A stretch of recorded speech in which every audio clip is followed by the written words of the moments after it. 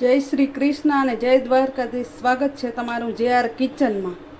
આજે આપણે બનાવીશું પાપડનો ચટપટો નાસ્તો. પાપડનો ચટપટો નાસ્તો બનાવવા માટે મેં આ તેલ ગરમ કરવા મૂકી દીધું છે. જો તમને મારી રેસીપી ગમતી હોય તો લાઈક કરજો, શેર કરજો અને કમેન્ટ કરવાનું ભૂલશો નહીં. નવા હો તો સબસ્ક્રાઈબ કરી દેજો. રેસીપી આપણે ચાલુ કરીએ. તેલ ગરમ થવા મૂકી દીધું છે અને આપણે પાપડ તરવા નાખી દઈએ.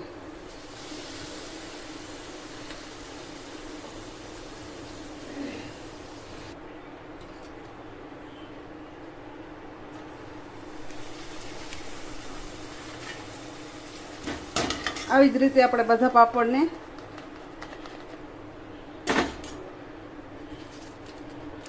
તળી લેશું.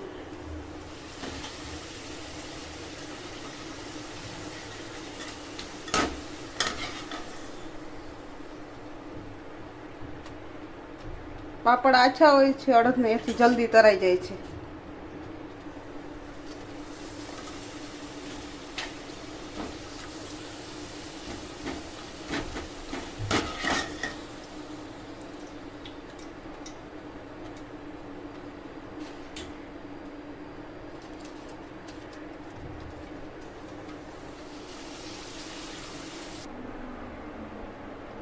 પાપડ આપણા સરસ તરાઈ ગયા છે અને ચૂરો પર તૈયાર કરી લીધો છે. હવે આપણે તેમાં મસાલાઓ એડ કરી દઈએ. પહેલાં આપણે આ થોડાક ભૂંગળા લીધા છે ફરફર. છોકરા માટે બનાવતા હોય તો છોકરાને આ ભૂંગળા બહુ સરસ લાગે. પછી તેમાં આપણે આ થોડુંક ટમેટું એડ કરી દઈશું. તમે આમાં ડુંગળી અને મરચાં પણ નાખી શકો છો જો છોકરા માટે ના બનાવતા હો તો. હવે આપણે તેમાં થોડીક ધાણભાજી નાખી દઈશું, લીલા ધાણા, થોડીક આ ખાટી મીઠી ચટણી એડ કરી દઈશું. થોડીક આપણે આ સીંગ એડ કરી દઈશું અને સેવ એડ કરી દેશું.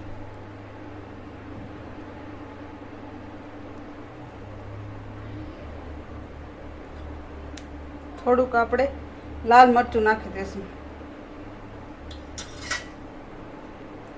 થોડોક હલ્દી પાવડર,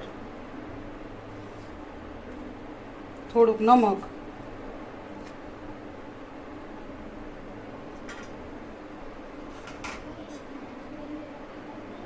થોડોક ચાટ મસાલો ને થોડો ગરમ મસાલો બધું નાખી હવે આપણે તેને મિક્સ કરી લઈશું.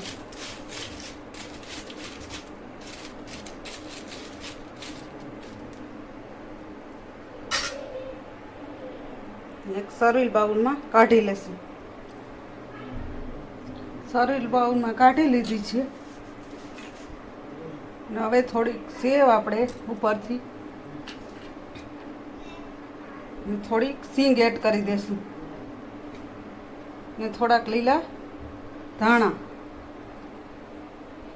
તો તૈયાર છે આપણી પાપડની ચટપટી ચાટ.